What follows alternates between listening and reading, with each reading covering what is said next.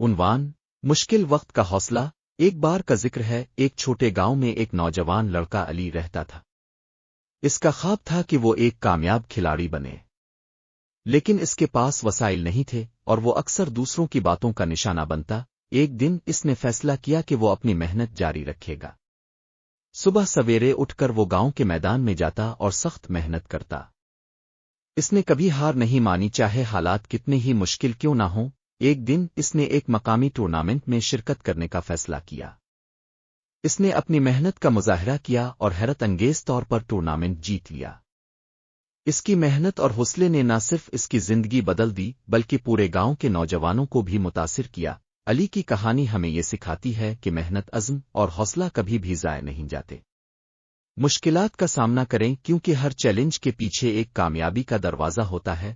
خلاصہ: خوابوں کے پیچھے محنت کریں، کبھی ہار نہ مانیں اور اپنی قابلیت پر یقین رکھیں۔